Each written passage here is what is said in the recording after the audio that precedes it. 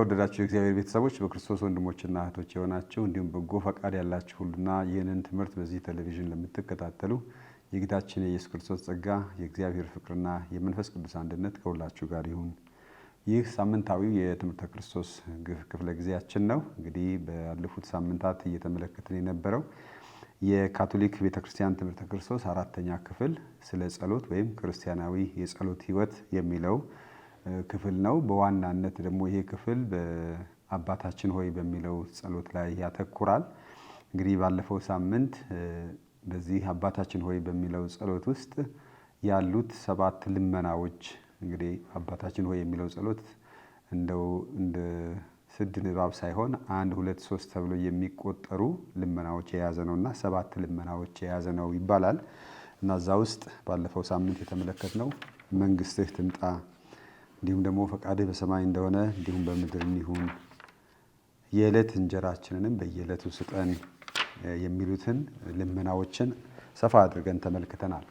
በዛሬው ትምህርታችን ደግሞ በቀጣይነት ያለው 5ኛውን ጀምረን እንቀጥላለን። ይኸውም እኛ የበደሉንን ይቅር እንደምንል በደላችንን ይቅር በልልን የሚለውን እንመለከታለን። እኛ የበደሉንን ይቅር እንደምንል በደላችንን ይቅር በልልን። እንግዲህ ይህ ልመና በጣም አስደናቂ ነው። ልመናውም በደላችን ይቅር በለን የሚለውን የመጀመሪያውን ሐረግ ብቻ ቢይዝ ኖሮ በተዘዋዋሪ በመጀመሪያዎቹ በ3ቱ የጌታ ጸሎት ውስጥ በተካተተ ነበር፣ ወይም በ3ቱ ልመናዎች በተካተተ ነበር። የክርስቶስ መስዋዕት ስርየት ኃጢአትን ለማስገኘት ስለሆነ። ነገር ግን በሁለተኛው ሐረግ መሰረት እኛ በቅድሚያ ጥብቅ ግዴታን ካላሟላን በስተቀር ልመናችን ተደማጭነት ሊያገኝ አይችልም። ልመናችን የሚመለከተው የወደፊቱን ጉዳይ ቢሆንም የእኛ ምላሽ ቀድሞ መታየት አለበት። ሁለቱ የልመና ክፍሎች የሚተሳሰሩ እንደ በሚለው መስተዋድድ ቃል ነው። እኛ የበደሉንን ይቅር እንደምንል በደላችንን ይቅር በልልን። እንግዲህ ይሄ እግዚአብሔር ለእኛ መሐሪ እንደሆነ እኛ ደግሞ ለሌሎች መሐሪ መሆን እንዳለብን፣ የእግዚአብሔር ምሕረት ለማግኘት እኛም መሐሪዎች መሆን እንዳለብን የሚያሳስብ ቃል ነው። በደላችንን ይቅር በለን እንላለን። በደላችንን ይቅር በለን ነው ዋና ቁም ነገሩ። መድረሻው ግን መጀመሪያ እኛም የበደሉንን ይቅር እንደምንል። ወደ አባታችን መጸለይ የጀመርነው በሙሉ ልብ ነው። ምክንያቱም በሰማይ የምትኖር አባታችን ሆይ፣ እንግዲህ አባት ብለን ስንጠራ ሙሉ መተማመን ሙሉ ልብ ያለበት ነገር ነው። ስሙን እንዲቀደስ ስንለምን በእርግጥ የምንጠይቀው እኛው ራሳችን ሁልጊዜ ይበልጥ የተቀደስን እንድንሆንም ነው። እንግዲህ አንዱም የእግዚአብሔርን ከምንቀድስበት መንገድ አንዱ ራሳችንን ስለ እግዚአብሔር ብለን መቀደስ ነው። ምንም እንኳን የምስጢረ ጥምቀትን ልብስ የለበስን ብንሆንም፣ በጥምቀት አዲስ ሰው የሆንን ከኃጢአት ምክንያት ወይም ደግሞ ከኃጢአት የነጻን ብንሆንም ኃጢአትን ከመስራትና ከእግዚአብሔር ከመራቅ አልተቆጠብንም ወይም አንቆጠብም ወይም አንድንም። ምክንያቱም በስጋ እስካለን ድረስ መውደቅ መነሳት ስላለ። ለዚህም ነው በጥምቀት የእግዚአብሔር ልጆች ሆነን የነጻን ቢሆንም እንደገና በጥምቀት ዳንን ቢሆንም በንስሐ ደግሞ እንድንታደስ የንስሐ ምስጢር አለን። ስለዚህም ነው በደላችንን ይቅር በልልን ስንል ንስሐን የሚያስታውስ ነው። በዚህ አዲስ ልመና እንደ አባካኙ ልጅ ወደ እርሱ እንመለሳለን። በሉቃስ ወንጌል ምዕራፍ 15 የምናየው አባካኙ ልጅ ብዙ ከተጓዘ በኋላ ወደ ልቦናው ሲመለስ ግን አባት ሆይ ማረኝ ለማለት እንደተመለሰ፣ እንዲሁም ደግሞ እንደ ቀራጩም በፊቱ ኃጢአተኞች መሆናችንን እንገነዘባለን። እንግዲህ ቀራጩ እኔ ካሁን በኋላ ያለ አግባብ የወሰድኩትን እመልሳለሁ ብሎ እንደተመለሰ፣ ልመናችን ችግረኝነታችንና ምሕረቱን በመናዘዝ እንጀምራለን። እኛ ደካሞች ጎስቋሎች መሆናችንና የእግዚአብሔር ምሕረት እንደሚያስፈልገን፣ እኛ በልጁ ቤዛነታችንን የኃጢአታችንን ስርየት ስላገኘን ተስፋችን የጸና ነው። ስለዚህም የእግዚአብሔር ምሕረት ስንጠይቅ ከወዲሁ እርግጠኞች ሆነን ነው። ምክንያቱም በልጁ በጌታችን በኢየሱስ ክርስቶስ ሞትና ትንሣኤ የእኛን ኃጢአት ደምስሶልናል። ዛሬም ደግሞ በኃጢአት በምንወድቅበት ጊዜ በዚያ መስዋዕት አማካኝነት ኃጢአቶቻችን እንደሚደመሰሱት እርግጠኛና ተስፋችን ጽኑ የሆነ ነው። ስለዚህ በመተማመን ነው የምንቀርበው ወደ አባታችን። በቤተ ክርስቲያኑ ምስጢራት ውጤታማና ትክክለኛ የሆነ የምህረቱ ምልክትም እናገኛለን። እነሆ አሁን ነገሩ እጅግ አስቸጋሪ ነው። ይህ የምህረት ፍሰት የበደሉንን ይቅር እስካላልን ድረስ ልባችንን ዘቆ መግባት አይችልም ማለት ነው። ስለዚህ ይህ የእግዚአብሔር ምሕረት ለኛ የተዘጋጀውን እንድናገኝ የበደሉንን ይቅር እስካላለን ድረስ ወይም ልቦቻችንን ዘልቀው እንዲገባ እስካላደረግን ድረስ የእግዚአብሔር ምሕረት ወደኛ እንዳይደርስ እንቅፋት ይሆናል። በእርግጥ ይህ ማለት የእግዚአብሔር መሐሪነት በእኛ መሐሪ ያለመሆን ይወሰናል ወይም በዛ ምክንያት ይታጠፋል ማለት ሳይሆን የእግዚአብሔር ምሕረት ለመለመን የእግዚአብሔር ምሕረት ለመቀበል መጀመሪያ እኛ ምሕረት መስጠት እንዳለብን እንደ ክርስቶስ ሥጋም ፍቅርም የማይከፋፈል ነው። የምናያቸውን ወንድሞቻችንና እህቶቻችን የማንወድ ከሆነ የማናየውን እግዚአብሔርን እንዴት መውደድ እንችላለን? ዮሐንስ ወንጌል ምዕራፍ 4 ቁጥር 20 ባጠገብህ ያለውን ወንድምህ መውደድ የማትችል ከሆነ እንዴት እግዚአብሔርን እወዳለሁ ማለት እንችላለን?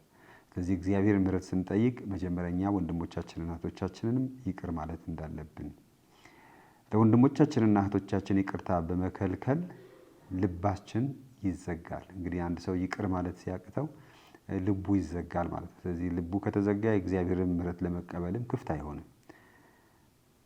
ድንዳኔያቸውም የአብን መሐሪ ፍቅር እንዳይቀበሉ ያግዳቸዋል። ነገር ግን ኃጢአታችንን ስንናዘዝ ልቦቻችን ለጸጋው ክፍት ይሆናሉ። ስለዚህም ለራሳችን ስንል ነው የበለጠ ነገር ትርፍ ለማግኘት አይነት ሳይሆን እኛ መሐሪዎች ስንሆን የበለጠ ልባችን ለምሕረት ክፍት ይሆናል። የበለጠ በረከት ለመቀበል እንችላለን። ይቅር በማለታችን የመጀመሪያ ተጠቃሚዎች እንሆናለን። ይኸውም ልባችን ለእግዚአብሔር ጸጋ ክፍት ይሆናል፣ የእግዚአብሔር ምሕረት እናገኛለን። ስለዚህም እኛ የበደሉንን ይቅር እንደምንል በደላችንን ይቅር በለን እንላለን። ስለዚህ ልመና እጅግ አስፈላጊ ከመሆኑ የተነሳ እግዚአብሔር መልሶ በተራራው ስብከት በግልጽ የሚያበለጽገውና የሚያዳብረው ብቸኛ ልመና ነው። እዚህ አባታችን ሆይ ብለን በምንጸልየው ጸሎት ውስጥ ካሉ ልመናዎች ይህ ምሕረት የማድረግ ጉዳይ በማቴዎስ ወንጌል በተራራው ስብከት ላይ ይቅር ማለት አስፈላጊ እንደሆነ ጌታችን ኢየሱስ ክርስቶስ ያስረዳል። ይህ የኪዳኑን ምስጢር ወሳኝ ጥያቄ ለሰው የማይቻል ነው። ይሁን እንጂ በእግዚአብሔር ዘንድ ሁሉ ነገር ይቻለዋል። እንግዲህ በማቴዎስ ወንጌል ምዕራፍ 6 ቁጥር 14 እስከ 15 እናንተ ወንድሞቻችሁንና እህቶቻችሁን ይቅር ባትሉ የሰማይ አባታችሁን ይቅር አይላችሁም ይላል። ስለዚህ ይቅር እንዲለን ይቅር መባባል እንዳለብን በተራራው ስብከትም እንግዲህ የተራራው ስብከት ብለን የምንጠራው በማቴዎስ ወንጌል ምዕራፍ 5 እስከ 7 ያለው በአጠቃላይ የክርስትና ሕይወት ወይም የወንጌል ሕይወት አኗኗር ከመንፈሳዊም ከማህበራዊም ሕይወታችን ምን መምሰል እንዳለበት በዝርዝር የተብራራበት ትምህርት ነው። እኛም የበደሉንን ይቅር እንደምንል ይህ እንደ የሚለው ቃል በኢየሱስ ትምህርት ውስጥ ልዩ ነገር አይደለም። ከዚያ በፊትም በብዙ ቦታ ተጠቅሶ እናገኘዋለን። እንግዲህ የሰማይ አባታችሁ ፍጹም እንደሆነ እናንተም ፍጹማን ሁኑ። አባታችሁ ፍጹም እንደሆነ እናንተም ፍጹማን ሁኑ። አባታችሁ ሩህሩህ እንደሆነ እናንተም ሩህሩህ ሁኑ። እርስ በርሳችሁ ትዋደዱ ዘንድ እንደወደድኋችሁ እናንተ ደግሞ እርስ በርሳችሁ ትዋደዱ ዘንድ አዲስ ትእዛዝ ሰጣችኋለሁ። ማቴዎስ ወንጌል ምዕራፍ 5 ቁጥር 48፣ ሉቃስ ወንጌል ምዕራፍ 6 ቁጥር 36፣ ዮሐንስ ወንጌል ምዕራፍ 13 ቁጥር 34። በእነዚህ ሁሉ እኛ እግዚአብሔርን መምሰል እንዳለብን የሚጠቁም ነው። ስለዚህ በባህሪያችን እግዚአብሔርን መምሰል መሐሪ እንደሆነ መሐሪ እንድንሆን፣ ሩህሩህ እንደሆነ ሩህሩህ እንድንሆን፣ እሱ እንደወደደን ሌላውን እንድንወድ። ስለዚህም ይህ ራሱ ሰው በእግዚአብሔር አምሳል መፈጠሩን ተልእኮውን ጥሪውን የሚያስታውስ ልመና ነው እና እንዲያው በቁንጽሉ ይቅር ለመባት ይቅር ማለት አለብኝ ብቻ የሚል ሳይሆን እኛ ምን ያህል እግዚአብሔርን ባህሪ መምሰል እንዳለብን የሚያስታውሰን ነው። መለኮታዊ ምሳሌ ከውጭ በመከተል የጌታን ትእዛዝ መፈጸም አይቻልም። በውጩ ብቻ ውስጣችን ካልተለወጠ የአምላካችን ቅድስና ምሕረትና ፍቅር ከልብ ያመነ ሕያው ተሳትፎን ይጠይቃል። ስለዚህ ክርስትና ስር ነቀል ለውጥ የሚጠይቅ ነው። የህይወት ለውጥ የሚጠይቅ ነው። እንዲሁ የሚነገር መነባንብ አይደለም። ውስጣችን ህይወታችን ሊለውጥ የሚገባ በተግባር ሊገለጽ የሚገባ ህይወት እንደሆነ ስለዚህ አባታችን ሆይ የሚለውን ጸሎት ስንጸልይ ሁሉ ጊዜ የህይወት ለውጥ እኛ እግዚአብሔር አብን መምሰል እንዳለብንም የሚያስታውሰን ነው። በክርስቶስ ኢየሱስ የነበረው ሐሳብ የኛ ማድረግ የሚችለው የሚኖረን መንፈስ ነው። ገላትያ ምዕራፍ 5 ቁጥር 25 እንዲሁም ደግሞ ፊልሞና 2 ቁጥር 1 እና 5 ስለዚህ በክርስቶስ ኢየሱስ የነበረው ሐሳብ የኛ እንግዲህ የክርስቶስ ማንነት የኛ ማንነት እንግዲህ እዚህ ጋር ከስማችንም ክርስቶሳውያን ወይም ደግሞ ክርስቲያን የምንባለው የክርስቶስን ፈለግ የክርስቶስን መንገድ የተከተልን እንደመሆናችን መጠን ነው። ያን ጊዜ የይቅርታ አንድነት እውን ሆኖ እኛ ራሳችን እግዚአብሔር በክርስቶስ ይቅር እንዳለን ይቅር ስንባባል እናገኘዋለን። ስለዚህም አንድ ያደርገናል ማለት ነው። እኛ እርስ በርሳችን ይቅር ስንባባል እግዚአብሔርም ይቅር ይለናል። ስለዚህ በወንድሞቻችንና እህቶቻችን መካከል ያለን አንድነት ከእግዚአብሔር ጋርም አንድነት እንድንፈጥር ያደርገናል። ወደ ኤፌሶን መልእክት ምዕራፍ 4 ቁጥር 31። በዚህም መሰረት እስከ መጨረሻው ስለሚወደው ፍቅር ስለ ምሕረት የሚያወሳው የጌታ ቃል ሕያው እውነት ይሆናል። እንግዲህ እግዚአብሔር ፍቅር እስከ መጨረሻ ነው፣ መሐሪ ነው እስከ መጨረሻ። ጌታ ስለ ቤተ ክርስቲያናዊ ህብረት የሰጠው ትምህርት መደምደሚያ የሆነው የጨካኙ ባሪያ ታሪክ ከእናንተ እያንዳንዱ ወንድሙን ከልብ ይቅር ካላለ እንዲሁ ደግሞ የሰማዩ አባቴም እንዲሁ ያደርግባችኋል። ማቴዎስ ወንጌል ምዕራፍ 18 ቁጥር 23 እስከ 35። እንግዲህ በዚህ ወንጌል የምናስታውሰው ያ ጌታው ብዙ ዕዳውን የተወለት ነገር ግን እሱ ለባልንጀራው ጥቂት ዕዳ አልለቅም በማለት እስር ቤት የዶለው ሰው ጌታው ተቆጥቶ እሱንም ዕዳውን ከፍሎ እስኪጨርስ እንደገና ወደ እስር ቤት እንደመለሰው የሚያስታውሰን ታሪክ ነው። ጨካኙ አገልጋይ አባት ጌታው ራራለት፣ እሱ ግን ሩህሩህ መሆን አልቻለም። ልክ ይሄ በጣም ቆንጆ ምሳሌ ነው። እኛም የእግዚአብሔር ምሕረት ስለነምን የእግዚአብሔር ምሕረት ስንቀበል እኛ ደግሞ ለሌሎች መሐሪዎች መሆን አለብን። ይቅር ማለትም የሚያስችለን እግዚአብሔር ነው። ይሄ የኛ እውቀት፣ የኛ ችሎታ፣ የኛ ጥበብ ሳይሆን የእግዚአብሔር ኃይል ነው እኛም ይቅር ለመባባል የሚያስችለን። ስለዚህም ብዙ ጊዜ ይቅር ማለት እንቸገራለን። ይቅርታ በጣም ይከብዳል። ስለዚህም እግዚአብሔር ምሕረት እንዳደርግ የምሕረት ልብ እንዲሰጠን መለመንም ያስፈልጋል። ያለ እግዚአብሔር እርዳታ ይቅር ማለት የሚቻል ነገር አይደለም። አንዳንድ ጊዜ ሰዎች ይቅር ማለት ይቻላል፣ ግን መርሳት እና ይቅር ማለት የሚያነጻጽሩበት ጊዜ አለ። ብዙ ነገሮች አንረሳቸውም። ይቅር ብለናል ካልን ግን አያመንም። ያለ ህመም ልክ በእጃችን ወይም በሰውነታችን ያለ ጠባሳ በምን ቁስለት እንደሆነ እናስታውሳለን፣ ግን ዛሬ ላይ አያመንም። ልክ በዚህ ሁኔታም የደረሰብንን አንረሳም፣ ግን ይቅር ማለታችን ያ ነገር እንደገና በህመም እንደገና በቁጭት እንደገና በጥላቻ እንዳንመለከት መሐሪ ልብ እንዲኖረን ማድረጉ ላይ ነው። በእውነትም ሁሉም ነገር የሚታሰረውና የሚፈታው በልብ ውስጣዊ ጥልቅ ማንነት ነው። ውስጣዊ ማንነታችን እንግዲህ በልባችን ቂመኞች ከሆን ሁሉ ነገር ተሳስሮ ይቀራል። በልባችን መሐሪዎች ከሆን ሁሉ ነገር የተፈታ ይሆናል። ነገር ግን ራሱን ለመንፈስ ቅዱስ የሚያቀርብ ልብ ጉዳትን ወደ ርኅራኄ በመለወጥ ህመምን ወደ ምልጃ በማሸጋገር ትውስታውን ያነጻል፣ በጥሩ ሁኔታ ያስታውሳል።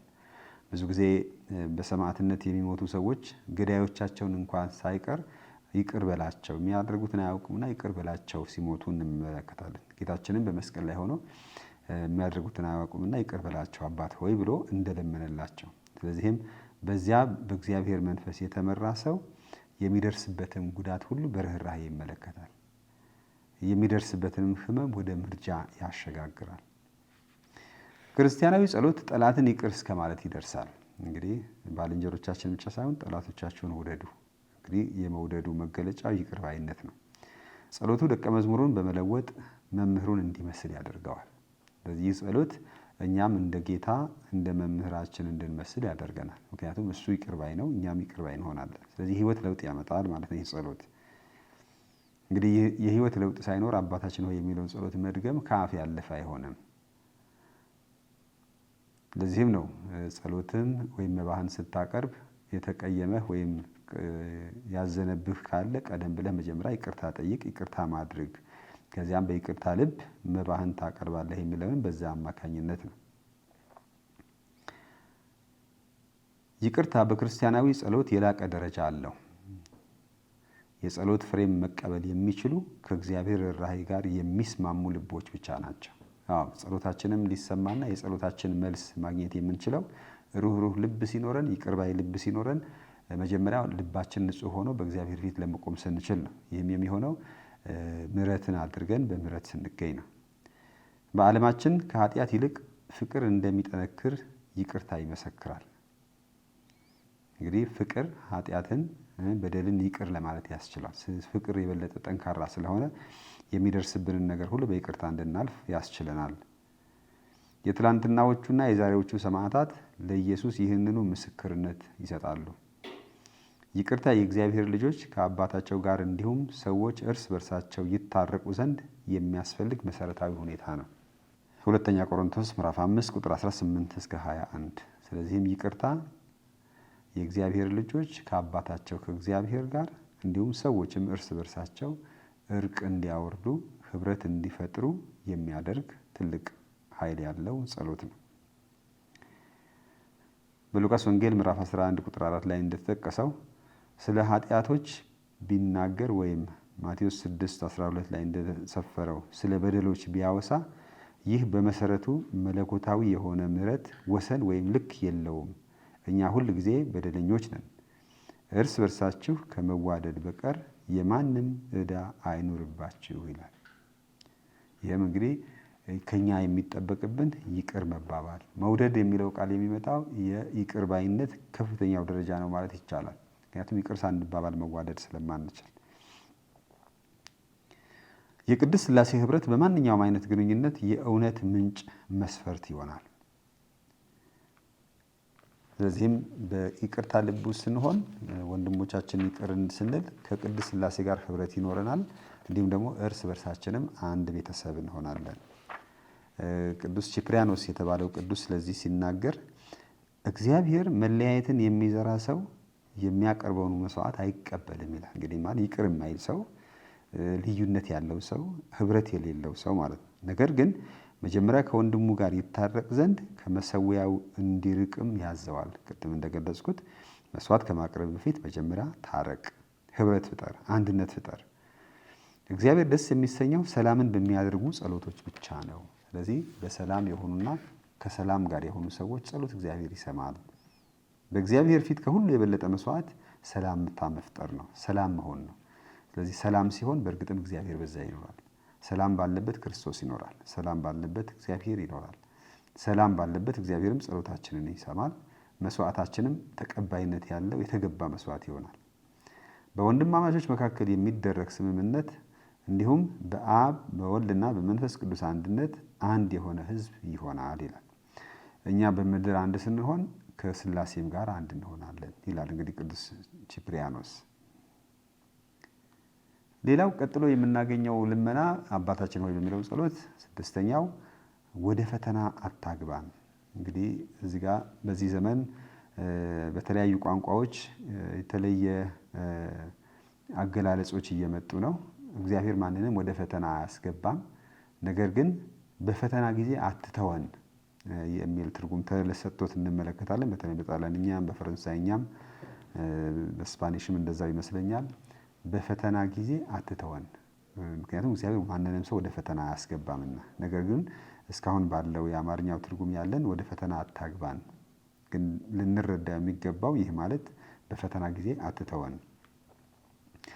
ኃጢአቶቻችን በፈተና ከመውደቃችን የሚመነጩ ስለሆኑ ይህ ልመና ከቀደመው መንስኤ ጋር ተያያዥነት አለው። ስለዚህ የኃጢአት ምንጩ በፈተና ላይ መውደቅ ነው። በፈተና ድል ማድረግ ሳንችል ስንቀር ወደ ኃጢአት እንወድቃለን። በቀላሉ ይቅር ማለት ካቃተን፣ በይቅርታ ልብ ሌሎችን መቀበል ካቃተን በፈተናው ተሸነፍን ማለት ነው። ስለዚህ በፈተና ጊዜ አትተወን ስንል የበደሉንን ይቅር ለማለት በምንሞክርበት ጊዜ እርዳን እንደማለት ነው። ልባችን ደንዳና እንዳይሆን አግዘን እንደማለት ነው።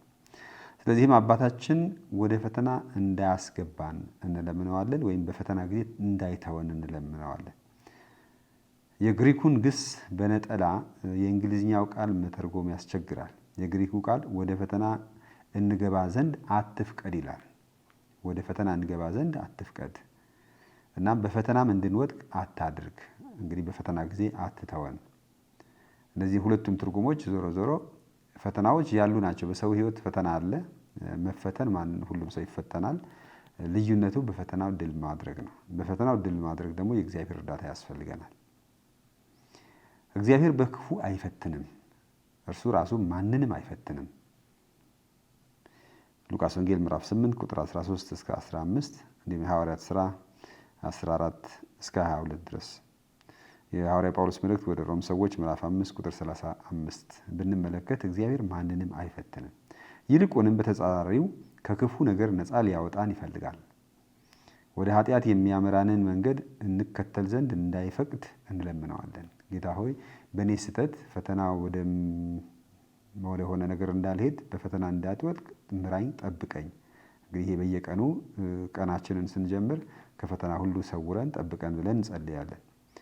በስጋና በመንፈስ መካከል በሚካሄድ ጦርነት ውስጥ እንገኛለን። ይህ ልመና የማወቅና የብርታትን መንፈስን ይማጸናል። ስለዚህ በስጋ እስካለን ድረስ ስጋ ሁሌ ደካማ ነው፣ ነፍስ ዝግጁ ናት ይላል። ስለዚህ ስጋችን እንዳያስተንና በስጋችን ድክመት እንዳንወድቅ የእግዚአብሔርን ድጋፍ እርዳታ መጠየቃችን ነው። በፈተና ጊዜ አትተወን ወይም ወደ ፈተና አታግባን የምንለው። መንፈስ ቅዱስ ለውስጣዊ ሰው እድገት የሚያስፈልጉትን መከራዎች እንዲሁም ወደ ኃጢአትና ሞት በሚመራው ፈተና መካከል እንድንለይ ያደርገናል። እንግዲህ የመንፈስ ቅዱስ ተግባር በጥምቀት እንዲሁም በሜሮን መንፈስ ቅዱስን በሙላት ተቀብለናል። የዚህ የመንፈስ ቅዱስ ተግባር የዚህ በፈተና ወቅት ተገቢውና ትክክለኛ መንገድ መምረጥ እንድንችል የሚረዳን ነው። ስለዚህ መንፈስ ቅዱስ በእኛ ውስጥ እንዲሰራና ከስህተት መንገድ ከውድቀት መንገድ እንዲጠብቀን ለሱ እንድንጸልይ እሱ እንድንጋብዝም ያስፈልጋል። ስለዚህ መንፈስ ቅዱስ በዚህ እንድናድግም ይረዳናል። መፈተንና በፈተና መውደቅ መካከል ያለው ሁኔታ ለይተን ማወቅም አለብን። እንግዲህ ጌታችን ኢየሱስ ክርስቶስም ተፈትኗል አይደል? ሰይጣን በበረሃ ፈትኖታል። እንዲሁም ደግሞ ወደ መጨረሻ ራሱን ለመስጠት በተዘጋጀበት ጊዜ በጌተሰማኒ ፈትኖታል። ነገር ግን ፈተናን ያሸነፈው የእግዚአብሔርን ቃል በመፈጸም ነው፣ የእግዚአብሔርን ቃል በመጥቀስ ነው። በመጨረሻም ውጤቱ ሞት ሆኖ ሳለ ዓላማው ዓይንን የሚያስደስት መልካምና ተፈላጊ መስሎ የሚታየውን የፈተናንና ሐሰተኝነትን ማስተዋል እርቃኑን ያስቀረዋል፣ ፈተና ከንቱ መሆኑን። ስለዚህ መንፈስ ቅዱስ የሚያባብለንን የዓለም ፈተና የሚያባብለንን የዓለም ዝንባሌ እንድንቋቋም ያስችለናል። እንግዲህ እግዚአብሔር በመንፈስ ቅዱስ አማካኝነት እኛን ከኃጢአት ምክንያት ወይም ደግሞ ከፈተና መውደቅ ይጠብቀናል። እግዚአብሔር ነፃ ፍጡራንን ይሻል እንጂ መልካሙን እንድንቀበል አያስገድድም። ለዚህም ነው እንግዲህ አንዳንድ ሰው ለምን እኔ በፈተና እንደወድቅ ያደርጋል? ለምን ዝም ይላል? አይ እሱ እጃችንን ይዞ እንድንጽፍ አያደርገንም እንደ ኬጂ ተማሪ። ነገር ግን ራሳችን አስበን እንድንጽፍ ነፃነት ይሰጠናል። ስለዚህ በህይወት ራሳችን እንድንሳተፍ ይፈልጋል። ታዲያ ለዚህ የተሳሳተ መንገድም እንዳንሄድ እኛ ደግሞ በመንፈስ ቅዱስ መመራት አለብን። ወደ ፈተና አታግባን የሚለው ሐረግ የልብን ውሳኔ ያመለክታል። መዝገብህ ባለበት ልብህም በዚያ ይሆናል። ለሁለት ጌቶች መገዛት የሚቻለው ማንም የለም።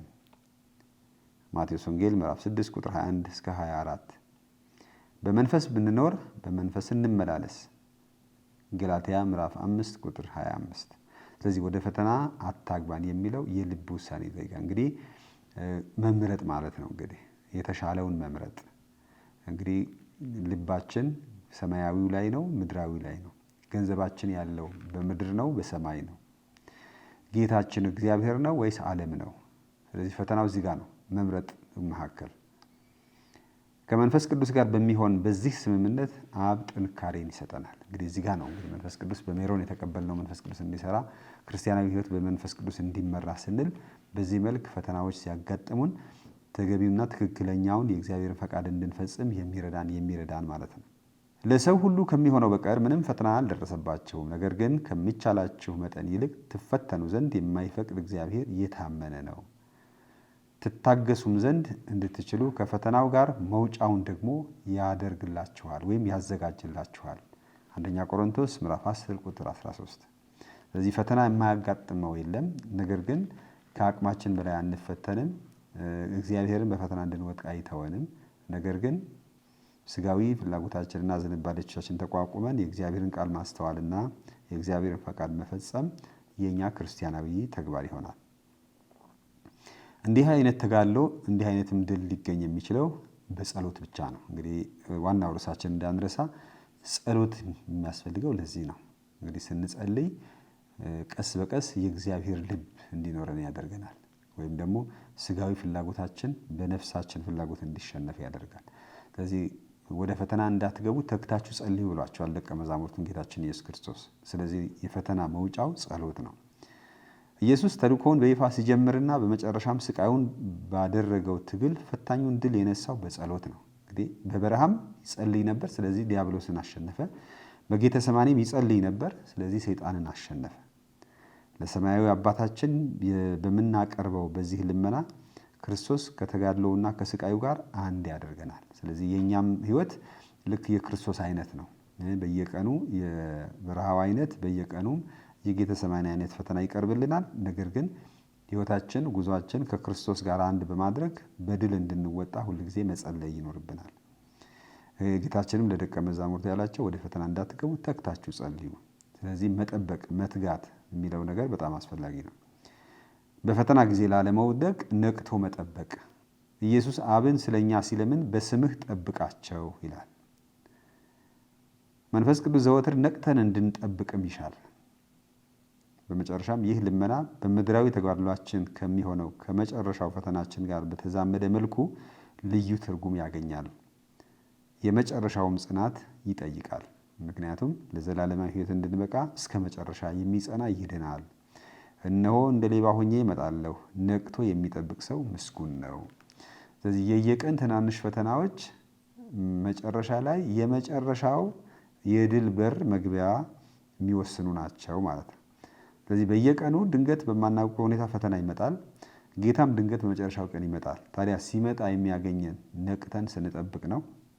ፈተና ሲያጋጥመንስ ነቅተን ስንጸልይ ነው የሚለው ነገር እንድንመልስ። ስለዚህ በፈተና ጊዜ ላለመውደቅ ነቅቶ መጠበቅ፣ ጌታ በሚመጣ ጊዜ ዝግጁ ሆነን እንዲያገኘን ነቅቶ መጠበቅ። ስለዚህም ወደ ፈተና እንዳንገባ የኛ ተሳትፎ በጸሎት መትጋት ነው። እግዚአብሔርማ ማንንም ወደ ፈተና አያስገባም፣ እንዲያውም ይረዳናል። እንዲረዳን ግን እኛ በጸሎት መትጋት ይኖርብናል። ቀጥሎ ያለው መጨረሻ የሚመጣው ሰባተኛው ልመና ከክፉ ሰውረን እንጂ ወደ ፈተና አታግባን ነው የሚለው። ስለዚህ ከክፉ ሰውረን የሚለው ቃል ደግሞ እናገኛለን። ለአባታችን የምናቀርበው የመጨረሻ ልመናም በኢየሱስ ጸሎት ውስጥ ተጠቃሎ ይገኛል። ዮሐንስ ወንጌል ምዕራፍ 17 ቁጥር 15 ከክፉ እንድትጠብቃቸው እንጂ ከዓለም እንድታስወጣቸው አልለምንህም ይላል በዚህ ቃል ላይ። ስለዚህ አባታችን ከክፉ እንዲጠብቀን ጌታም የጸለየው ለዚሁ ነው። በዓለም ነው የምንኖረው፣ በፈተና መካከል ነው የምንመላለሰው፣ ግን እሱ ይጠብቀናል። ቃሉ እያንዳንዳችንን በግል የሚነካ አባባል ነው። ዳሩ ግን መላው የሰው ልጅ ቤተሰብ ይድን ዘንድ ከመላዋ ቤተክርስቲያን ጋር በመተባበር የምንጸልየው እኛ ነን።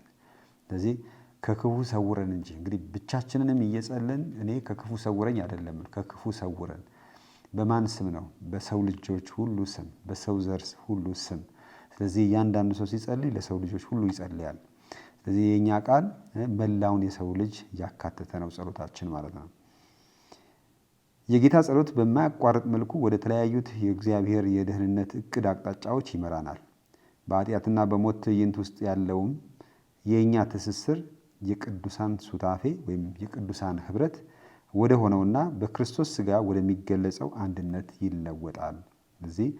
በዚህ ጉዟችን መድረሻችን ወዴት ነው? በቅድስት ሥላሴ ክብር ወይም ደግሞ የቅዱሳን ህብረት።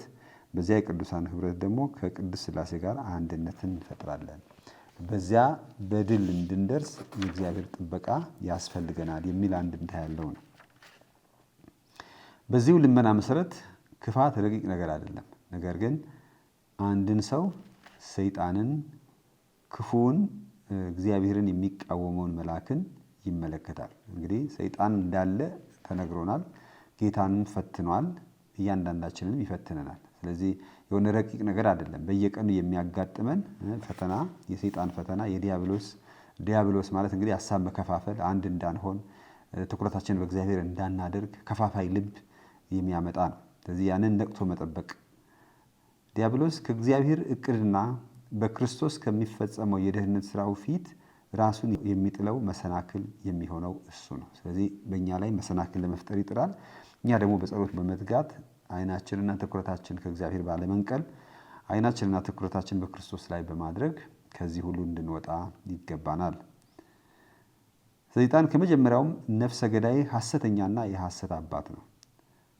ዓለምን ሁሉ የሚያሳስተውም እርሱ ነው። ዮሐንስ ወንጌል ምዕራፍ 8 ቁጥር 44፣ ራእይ ምዕራፍ 12 ቁጥር 9። በእርሱ ምክንያት ኃጢአትና ሞት ወደ ዓለም ገባ። እንግዲህ ይሄ ወደ ኦሪት ዘፍጥረት ስንመለስ ኃጢአት እና ሞት ወደ ዓለም እንዴት መጣ? ሰይጣን አዳምና ሔዋን አሳሳታቸው ይላል። እንግዲህ ይህም እንዲያው የሆነች አጋጣሚ ሳትሆን በስጋና በመንፈሳዊ ሕይወት መካከል ያለ ትግል፣ የእግዚአብሔር ፈቃድ ከመፈጸምና የስጋ ፍላጎት ከማርካት መካከል ያለ ትግል የሚያመለክት ነው። ስለዚህ በዚህ መካከል ሰይጣን ስራውን ይሰራል። እርሱ በማያዳግም ሁኔታ ድል በመሆኑም ፍጥረት ሁሉ ኃጢአትንና ሞት ከሚያስከትሉት ጥፋት ነፃ ይወጣል። ያውም ጌታችን ኢየሱስ ክርስቶስ በመስቀል ላይ ሕይወቱን በመሰዋቱ ስለኛ ሲል ኃጢአታችንን በመደምሰሱ ሰይጣን ድል ተነስቷል። ነገር ግን ዛሬም በየቀኑ ይፈትነናል። ግን እስከ መጨረሻ እንዳንወድቅ የክርስቶስ የደህንነት ጸጋ ይሸፍነናል። አሁን ከእግዚአብሔር የተወለደ ሁሉ ኃጢአትን እንዳያደርግ፣ ነገር ግን ከእግዚአብሔር የተወለደው ራሱን እንዲጠብቅ ክፉም እንዳይነካው እናውቃለን። በጥምቀት ከእግዚአብሔር ተወልደናል። እንግዲህ እኛ የአባትና የእናታችን ልጆች ነን፣ እንዲሁም ደግሞ በጥምቀት የእግዚአብሔር ልጆች ነን። በዚህም ምክንያት ከሰይጣን ተንኮልና ፈተና ነፃ ወጥተናል። ነገር ግን ፈተናው እስከ መጨረሻው ድረስ ይቀጥላል። ጌታችን ኢየሱስ ክርስቶስን በበረሃ ከፈተነ በኋላ ለጊዜው ትቶት ሄደ ነው የሚለው። እንደገና ይመለሳል ማለት ነው። በእኛም ሕይወት ይመለሳል። ግን ትኩረታችን በመስቀሉ ላይ፣ ትኩረታችን በክርስቶስ ላይ ስናደርግን ድል በነሳው በክርስቶስ አማካኝነት እኛም ድል እንነሳለን። ቅዱስ አምብሮሲዮስ ስለዚህ ጉዳይ ሲናገር ኃጢአታችሁን የደመሰሰላችሁና ይቅርታ ያደረገላችሁ ጌታ ወደ ኃጢአት መምራት የለመደው ባላጋራ እንዳያስደነግጣችሁ ከጠላታችሁ ከዲያብሎስ ሸፍጦች ይከላከልላችኋል፣ ይጠብቃችኋልም። ራሱን ለእግዚአብሔር የሚሰጥ ሰው ዲያብሎስን አይፈራም። በእውነትም እግዚአብሔር የኛ የሆነ ከቶ የማይቃወመን ማን ነው ይላል። እንግዲህ የእግዚአብሔር ከሆነ ማን ይቃወመናል? ስለዚህ ልቦናው እና ትኩረቱ እግዚአብሔር የሆነ ሰው በምንም አይነት በሰይጣን ተንኮል አይወድቅም። ስለዚህ የፈተናው መውጫ ክርስቶስን መያዝ ነው ማለት ነው። ኢየሱስ ሕይወቱ ስለኛ ይሰጥ ዘንድ በገዛ ፈቃዱ ራሱን ለሞት አሳልፎ በሰጠበት ሰዓት በዚሁ ዓለም ገዢ ላይ የማያዳግም ድል ተገኘ። በመስቀል ላይ ክርስቶስ ሰይጣንን አሸንፏል፣ ሞትን ድል ነስቷል። እኛም በክርስቶስ ሞትና ትንሣኤ ለምናምን በዚህ ድል መንሳት ተሳታፊዎች ነን። የዚህ ዓለም ገዥም ወደ ውጭ ይጣላል ይላል በመጨረሻ በፍርድ ቀን። እርሱ ሴቲቱን ቢያሳድዳትም እርሷ በመንፈስ ቅዱስ ጸጋ የተሞላችና በመንፈስ ቅዱስ ከኃጢአትና ከሞት ጥፋት የተጠበቀች ያለ አዳም ኃጢአት የተጸነሰች እጅግ የተቀደሰች የአምላክ እናት ሁል ጊዜ ድንግልና ወደ ሰማይም የተወሰደች አዲሲቷ ሔዋን ስለሆነች ሊይዛት አልቻለም ይላል። ስለዚህ በመንፈስ ቅዱስ የተሸፈነች የአምላክ እናት ያለ አዳም ኃጢአት የተጸነሰች ከኃጢአት የነጻች ስለሆነች ዲያብሎስ ሊይዛት አልቻለም። ዘንዶውም በሴቲቱ ላይ ተቆጥቶ ከእርሷ ዘር የቀሩትን ሊዋጋ ሄደ። ራእይ ምዕራፍ 12 ቁጥር 17። ስለዚህ መንፈስ ቅዱስና ቤተ ክርስቲያን ጌታ ኢየሱስ ሆይ ና እያሉ ይጸልያሉ።